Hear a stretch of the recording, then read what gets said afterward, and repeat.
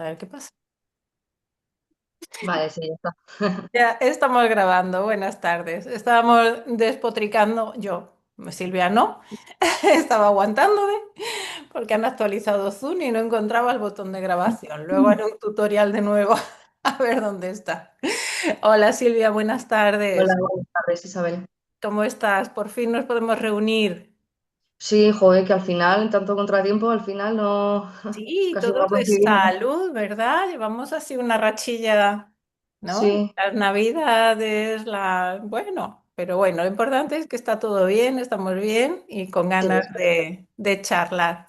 Bueno, Silvia es autora del libro Cicatrices Invisibles, uno de los artículos, perdón, de los relatos que se llama Era Hogar Dulce Hogar, ¿verdad, Silvia? Así es. Ujú. Que es un relato que es muy, muy impactante de leer. ¿Mm? Sí, soy consciente de ello. Y el final desmonta. Bueno, yo entiendo que puede impactar leerlo, pero no deja de ser el relato de hechos que desgraciadamente nos acompañan un día sí y un día también en los periódicos y en la vida, ¿no? ¿Eh? ¿Qué fue lo que te decidió a escribirlo y a hablarnos de estas vivencias?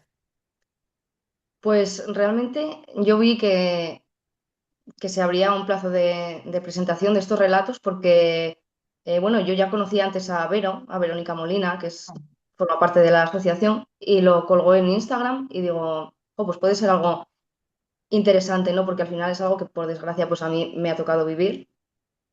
Y, bueno, pues es una forma, ¿no? Además la escritura también siempre me ha ayudado mucho a sacar, a expresar cosas que muchas veces pues hablando no me sale.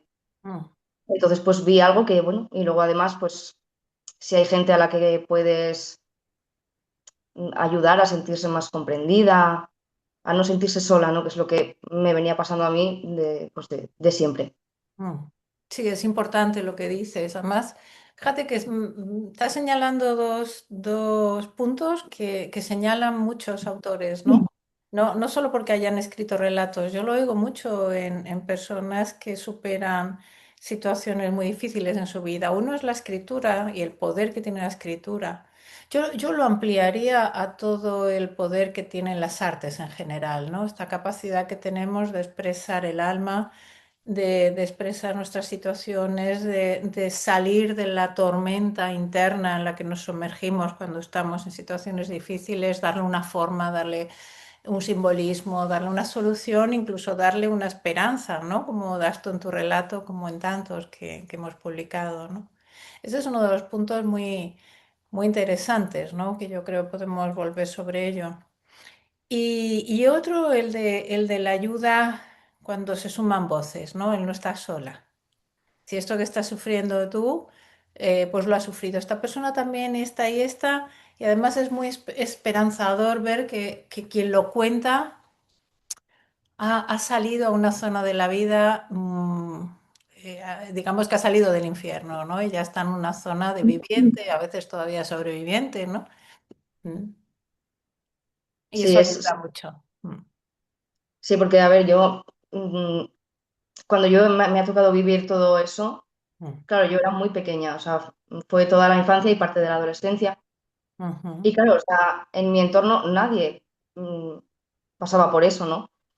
Entonces, claro, y no ha sido hasta que yo leí la novela de Vero que yo me sentí identificada con algo, me sentí comprendida, ¿no? Y decir, joder, pues Sí. por fin a los veintitantos años veo que no estoy sola en esto, que Mm. no es algo, no sé cómo decirte, que no soy un bicho raro, ¿no? Por decirlo de alguna forma. Lo entiendo perfectamente porque lo he oído muchas veces y además siempre que lo oigo me dan ganas de coger un bazooka y emprender a tiros a alguien porque no sabes qué impotencia y qué rabia da cuando escuchas a personas que son resilientes, que son supervivientes de situaciones complicadas, que son inocentes, ¿no? Pero son víctimas. porque fíjate, tu relato lo sitúas entre los 6 y los 13 años, que por lo que dices entras en la adolescencia ya con él, ¿no? Con la misma situación. Y 6 entiendo que es porque hay memoria, pero probablemente venía de antes, de toda tu vida, ¿no? Entonces, este sentirte un bicho raro, como si tú tuvieras algo que ver en la situación, como si tú fueras extraña por vivir una situación, ¿no? Es de verdad descorazonador para un psicoterapeuta. Descorazonador, pero lo oímos una y otra vez. Oímos una y otra vez que soy un bicho raro, oímos una y otra vez que tengo culpa, ¿no? Mira, precisamente en Madrid, en una presentación que hicimos del cortometraje, no sé si lo has visto, de Niña de Luna, en la Asociación No, no lo he Conciencia, visto. si tienes oportunidad te va a gustar. Estaba Verónica Molina, presentando el acto. Ella es una de nuestras grandes ayudantes, aliadas, socias y nos presenta y además que lo hace fenomenal. Y, y ella dijo exactamente esas palabras, pero mucho más fuerte, porque no dijo que se sintiera un bicho raro, sino dijo que se sentía culpable de lo que pasaba. Fíjate culpable, ¿no? Para una niña que está siendo, en el caso de Verónica, abusada, ¿no? Lo escribe muy bien en el libro, el de Un segundo antes de la furia o de la ira, ¿no? Que no me La acuerdo. furia. ¿Es De la furia. de la furia, ¿verdad? Un segundo antes de la furia, que es una maravilla de libro. Y piensa, y además alguien reaccionaron, fíjate, hombres, ¿eh? Hombres reaccionaron dos, pero ¿cómo culpable? ¿Pero por qué te puedes sentir culpable? Era como indignación, ¿no? Como indignación. Yo en mi caso no, yo creo que nunca me he llegado a sentir culpable, Mm, pero sí quizás avergonzada, mm, ¿no? Porque claro, sobre todo a esas edades que parece que, jo, ¿no? Que no se entere nadie de esto porque, jolín, voy a parecer pues un bicho raro, ¿no? Como te he dicho. mm. Y luego ya, pues a ver, al final vas creciendo, ¿no? Y te das cuenta de que, a ver, que yo no soy la mala, ¿sabes? Pues Entonces, señalas un culpable, en tu relato lo señalas claramente, ¿no? sí, Pero claro, hay un papel que es el de la madre, ¿no? El padre aparece como una persona con problemas con el alcohol y sobre todo que entra en violencia física una y otra vez en casa, ¿no? Y sin embargo lo que hay es una posición de la madre muy complicada de sostener para una hija, ¿no? Que tiene que ver con esto quizás de la vergüenza y de que no se entere nadie, ¿no? bueno, sí que a la madre le puse el papel más de sumisa, más, ¿no? Pero por darle un punto más dramático, pero realmente yo, en mi caso, mi madre sí que fue valiente y salió de ahí. O sea, y eso se lo tengo que agradecer siempre, Sí, porque te sacó a ti y te salvó. sí, Y es difícil salir cuanto más tiempo pasa, ¿eh? Sí, porque muchas veces, y además tú lo dices en un momento determinado en tu relato, ¿no? Que hablas de que mirada y de repente dices, o quizás era terror, ¿no? En tu madre. No, no, sí, como que hay bueno, en la madre de la protagonista del relato, no personifiquemos tanto, ¿no? Y ahí lo describes muy bien, porque yo en mujeres que han vivido situaciones de maltrato físico, psicológico, de todas clases, ¿no? Durante años aparece ese estupor, aparece ese congelamiento, diría yo. Es un terror frío, más allá del terror, porque cuando tienes miedo, eres consciente del miedo, pero hay personas que entran ya en una zona de desconexión, ¿no? De frío, de congelamiento, que pueden vivir en dos realidades paralelas, ¿no? Tu relato además empieza con una niña que sale contenta y feliz del colegio y de repente entra en otra realidad. Es como que hay dos niñas, dos chicas, ¿no? ¿Eh? totalmente, Claro.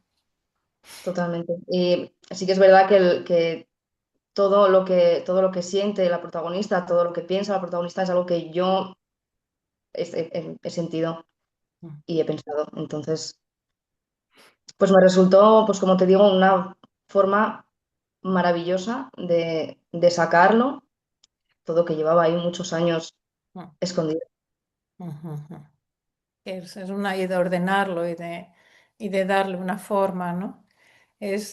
La verdad es que señalas fíjate que en el libro hay otro relato que habla de violencia intrafamiliar también, Y habla de la violencia sobre la madre siendo los hijos testigos y los hijos congelados de miedo también, ¿no? Aterrorizados por lo que están viendo, que para todos los que, o sea, todas las investigaciones de trauma ya sabemos que lo que se ve y lo que se vive tiene, sobre todo para la mente infantil, tiene un valor equivalente, es decir, puede ser más traumático vivir la paliza que le dan a tu madre que vivir la propia, ¿no? Pero muchas veces la propia ancla la realidad, el cuerpo, ¿no? Y la otra están todas las fantasías, depende de las situaciones, ¿no? Tan traumático es una cosa como otra, no, no le quito valor a ninguna. Y ahí yo me reflexionaba sobre el papel del alcohol, la diferencia que hay entre hombres y mujeres con el alcohol, fíjate. Porque además tú me has dicho trabajas en una cafetería, ¿no? No sé allí si hay Sí. relación con el alcohol o es más de café, sí. Bueno, sobre todo. Claro, yo pensaba, digo, fíjate la relación tan importante que hay entre consumo de alcohol y violencia intrafamiliar, que no digo que el alcohol provoque la violencia, ni mucho menos, es concomitante, ¿no? Simplemente el alcohol lo que permite es una mayor desinhibición que de todas formas se va a dar porque la violencia es previa al alcohol, al consumo del alcohol, ¿no? Si hay una violencia, pero la diferencia que hay entre hombres que consumen alcohol y cómo ejercen violencia es uno de los factores que van asociados a la violencia intrafamiliar más fuerte con los hijos, con la mujer. Y las mujeres que consumen alcohol en exceso, cómo va asociado más a una violencia interna de ellas, ¿no? Más depresiva, más de aislamiento, ¿no? Fíjate qué diferencia con respecto a la violencia, ¿no? Al revés, son las mujeres muchas veces que sufren maltrato las que entran en adicciones o entran en dependencias, ¿no? Sí, además, es como te digo, que yo, pues eso, yo me he criado ahí, ¿no? En alcohol por parte de mi padre. Ujú. Y era, bueno, pues se podría decir su estado natural. Y es, pues, yo creo que realmente no se daba cuenta. O sea, claro, el maltrato que él ejercía era psicológico sobre todo, ¿no? Mm, Y yo creo que no era consciente no lo sé. O sea, lo sé. No lo sé yo tampoco. Es difícil saber qué nivel de conciencia. Está claro que mucha gente, y no hace falta el alcohol para no ser consciente, si hablamos de conciencia plena, ¿no? Es decir, en general el ser humano tiene una tendencia a no prestar atención, a no meter conciencia en las cosas, ¿no? A hacer como que, bueno, luego empiezan las disculpas, o se echa la culpa afuera, ellas me provocaron, es que no entienden que yo vengo tal o cual, y son sí, justificaciones, excusas, y yo si no sé si luego, yo no sé si luego se repetía o no, pero disculpas, no había o en muy todo pocas veces. caso, hay autodisculpas, ¿no? Autojustificaciones. En realidad yo no lo he hecho tan mal, puede haber, ¿no? Es decir, en muchas personas lo que la culpa la tiene el otro siempre. ¿Eh?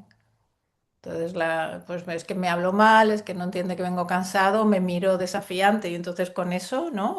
Bueno, no me saludó al entrar. Hala, ¿me Sí, explico? cualquier cosa. Cualquier cosa se convierte en un detonador de una descarga ciega.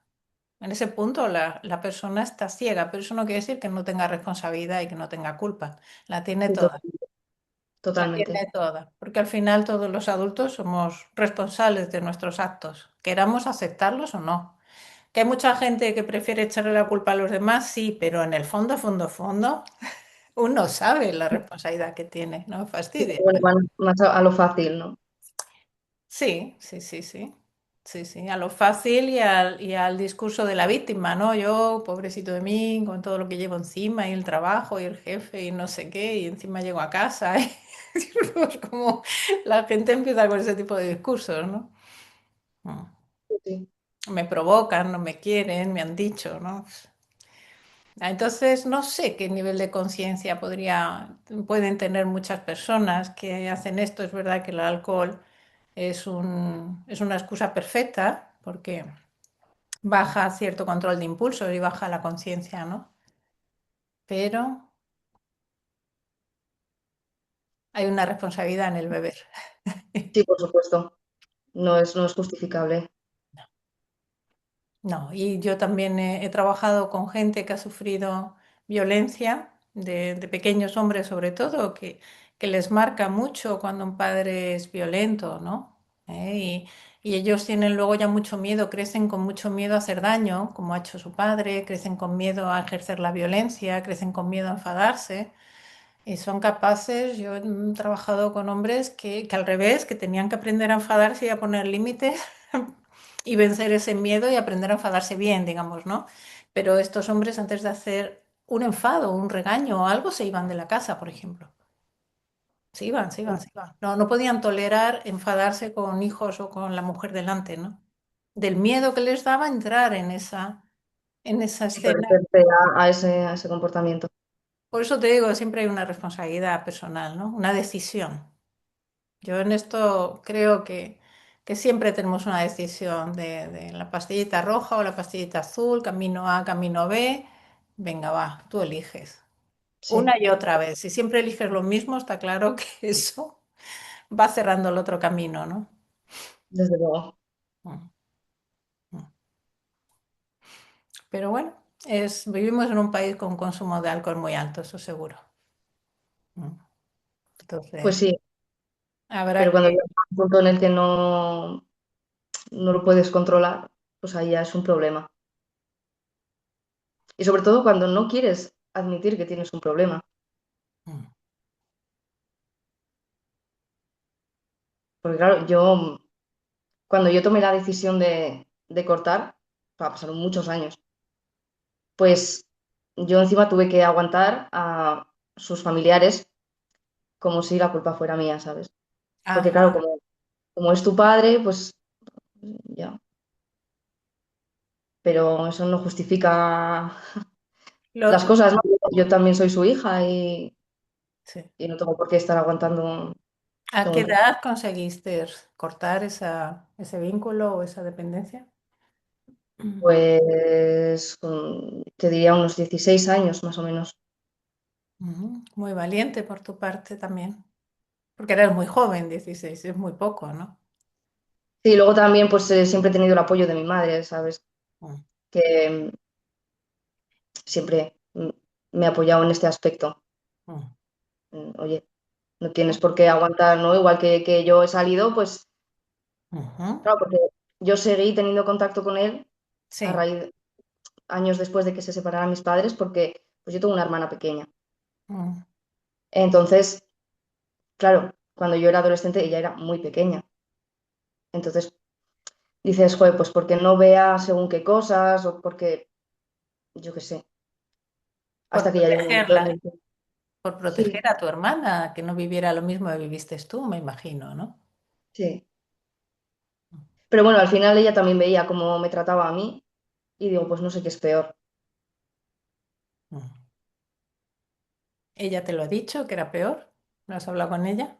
No, no. Pregúntaselo a ver qué te dice. ¿Ella es hermana también de madre o era...? Sí, sí, Sí. sí. O entonces ella ha visto algo en los ojos de tu madre y en los tuyos, ¿no? Ella sabe, pero no lo ha vivido de cerca, Mm, porque ya digo que era muy pequeña, le pasó 10 años, entonces mm. es bastante diferencia. Sí, bastante. Bueno, ella tendrá que ir leyendo entre líneas, ¿no? Reconstruyendo su historia, porque no deja de ser su padre y su hermana y su madre, ¿no? Y es verdad lo que tú dices, la familia muchas veces, en vez de ser una fuente de apoyo, es una fuente de más tensión, de más estrés, ¿no? Porque ahí parece que no os apoyaron a vosotras, apoyaron al maltratador, al violento. Familiares de él, Mm, familiares de él que sabían perfectamente cómo era. mm.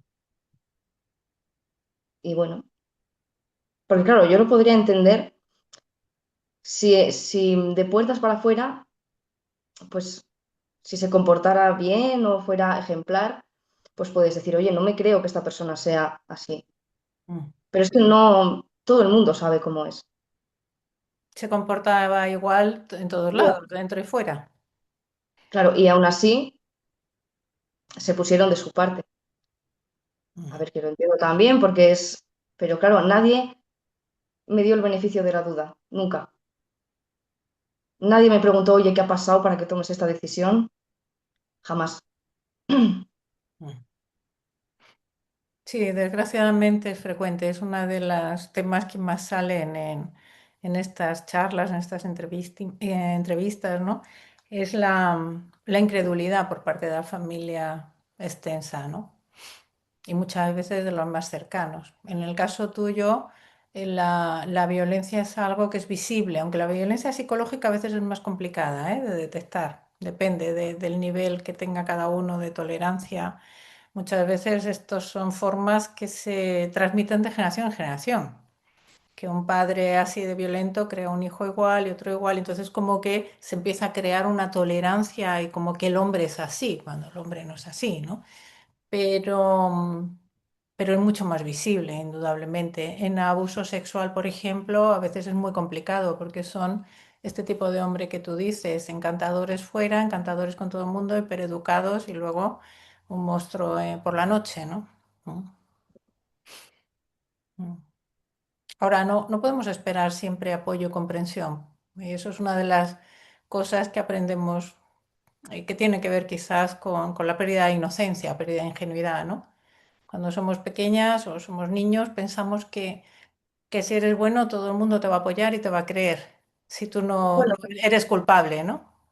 tampoco me sorprendió, que no se pusieran de mi parte porque, bueno, al final conoces, vas conociendo a todo el mundo y ya sabes por dónde van los tiros. Mm, mm, mm. No deja de ser difícil, ¿no? Pero bueno, es así. Hay que aprender a perder. Sí, desde luego. Y Pues hay que- además es que puede como quitarme un peso de encima. Exactamente. Hay que aprender a perder y hay que aprender a soltar, que es lo más difícil. ¿No sabes cuánta gente está enredada en relaciones de maltrato, por ejemplo? Te encuentras mujeres en relaciones de maltrato con, igual mujeres jóvenes, ¿no? Con novios o con tal, y que no sueltan, no sueltan, están ahí con la esperanza de que a base de razonar y de cariño las cosas van a cambiar y bueno, ¿será que yo puedo hacer algo para que él no beba, para que él no se drogue, para que él tal? Ah, mira, perdona, suelta, Ya. suelta, pierde, sal, fracasa. No nos enseñan a fracasar. Estamos en una sociedad tan voluntariosa que no nos enseñan a soltar, a perder, a dejar y a fracasar, que es lo que tenemos que hacer cuando la situación es imposible, ¿no? Pues Y sí, qué bien que lo hiciste con 16, ¿no? Y qué bien que tu madre también lo hizo, ¿no? pues Tú- sí. Porque yo creo que si mi madre no hubiera salido de ahí, mm, no sé cómo hubieran sido las cosas. Si hubiera tenido ese valor para... Claro, porque al ser maltrato psicológico, a mí me costó mucho. Yo hasta hace cuestión de 3 años, yo no me he considerado una persona maltratada porque dices, no me agreden físicamente. Mm, Pero claro, a raíz de empezar a hacer terapia, mm, pues fue mi psicóloga la que me empezó a hablar de maltrato, ¿no? Y mm, me puso las cartas sobre la mesa. mm. Me dice, estamos hablando de maltrato. Sí. Y dije, jolín, pues tiene más importancia de la que yo pensaba. Ujú, claro que la tiene, ¿no? Lo que pasa es que el maltrato es una de esas cosas que se identifican desde fuera más que desde dentro, ¿no? Si lo identificas desde dentro, quiere decir que estás muy enredada ahí, pero normalmente se identifica desde fuera. Cuando es un maltrato de este tipo, ¿no? De si otra cosa es que te traten mal. Bueno, vale, que te traten mal, eso lo identificas desde dentro, digamos, ¿no? Pero claro, un maltrato que empieza desde que naces igual, desde que eres chiquita, es que te acostumbras a vivir así. Para ti te identificas con esa forma de funcionar. ¿Mm? Entonces no lo identificas como maltrato, lo identificas como cosas igual de otra persona, o el tema del alcohol, echar la culpa, o estar, en fin, empiezan con diferentes historias, ¿no? Sí, Pero, pero a ver, sí que es verdad que, claro, fueron diferentes etapas, ¿no? Porque no es lo mismo la infancia que la adolescencia. mm, Entonces, claro, cuando ya empiezas a darte cuenta de las cosas y dices, a ver, no es normal que yo tenga miedo de llegar a mi casa, mm, de, de estar más tranquila cuando él no está, cuando se supone que es una persona con la que deberías querer estar, mm, entre comillas, ¿no? Claro, y al final te vas dando cuenta, y aunque no tengas en mente la palabra maltrato, sabes que eso no está bien. Mm. Sí, son justo los sentimientos o las emociones contrarias de las que una debería sentir. Hombre, en la adolescencia hay mucha tormenta, ¿no? Emocional y muchas dificultades y muchas peleas con los padres. Pero para llegar a ese punto hay que tener una buena infancia, ¿no? Aquí lo que hay es una continuidad de miedo, por lo que tú hablas. ¿Mm? Además Totalmente. de, claro, que es la constante, digamos que es el sentimiento nuclear de todo el relato, es el miedo y el terror, ¿no? Es lo que se va hablando todo el rato. ¿Mm? Y esto está indicando algo, porque para cómo hacer que un hijo o una hija entre en pánico por tu presencia. ¿Qué tienes que hacer para eso? Cuando tu presencia debería de ser fuente de seguridad y de amor. Porque sí, bueno, que tengamos miedo a nuestros padres es normal si has hecho alguna travesura, si estás escondiendo algo, en fin, eso es normal. Pero entrar en pánico solo por el hecho, como yo he oído, de oír la llave en el portal o de oír los pasos en la escalera, de esconderte en un armario, de querer tirarte por la ventana antes de que tu padre entre en la habitación, estamos hablando de cosas que no es el miedo normal de unos hijos a sus padres, ¿no? ¿No? Sí, Estamos no hablando de sé. terror. Y el reinado del terror, pues claro que es una forma de ejercicio de poder y ejercicio de violencia. Es lo mismo que hacen los tiranos o los dictadores, generar el terror para que todo el mundo se quede quieto y todo el mundo sea sumiso, ¿no? Mm. Pues sí, Pero bueno, son historias que son más viejas que el mundo, desgraciadamente, ¿no? Mm.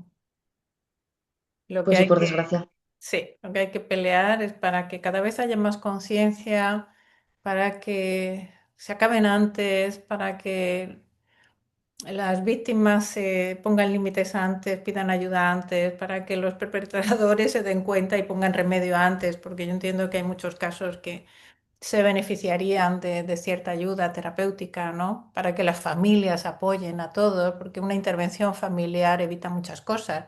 Imagínate si la familia de la persona violenta interviene y bloquea, que es eso, ahí ya no hay forma de decir que no se daba cuenta y que no es consciente, ¿entiendes? Porque cuando la persona entra en no conciencia, el que la familia abra y ponga un foco de luz hace que todo el mundo hace que la conciencia se gane, digamos, ¿no? ¿Eh? Entonces, ojalá a base de todos los esfuerzos que hacemos tantas personas, todo esto se vaya logrando, Silvia. Pues sí, estaría bien, la verdad, pero yo soy bastante pesimista en este aspecto. Bueno, bueno, tú has cambiado tu vida. Sí, Mm. Luego entonces yo soy optimista. No estás repitiendo. Estás con una pareja que seguro que no tiene nada que ver, ¿no? no para nada. Claro, luego ya tu vida es distinta, la de tus hijos serán distintos si quieres tener hijos, en fin. Yo creo que siempre hay un lugar para la esperanza y el cambio. Y hablar y concienciar a la gente es uno de los grandes puntos, ¿no? Mm. Hay que intentarlo. No podemos quedarnos en la desesperanza. Hay que intentarlo. Bueno, te cuento que ahora te invito a participar. Estamos haciendo el mismo concurso que hicimos de relatos para publicar un libro con los relatos ganadores. Lo estamos haciendo con arte. Estamos haciendo un concurso de arte Ah, por parte de la Asociación Conciencia. Entonces pedimos a las personas interesadas en este tema de violencia infantil, a las que han sido víctimas, a los que no, que participen. Tenemos varias modalidades. Se puede participar con fotografía, con pintura. Tenemos la modalidad infantil, con un collage. Así que si te animas y envías algo, nos encantará. Una foto, pues sí. un dibujo, ¿vale?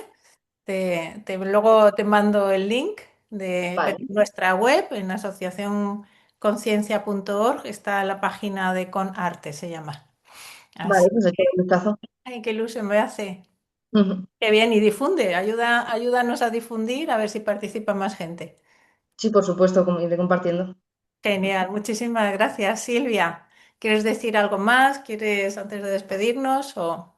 No, yo creo que ha quedado todo bien planteado, ¿no? Ajá, muy bien. Pues nada, seguimos en contacto y mil gracias por esta entrevista. Un Isabel. beso. Hasta luego. Ah,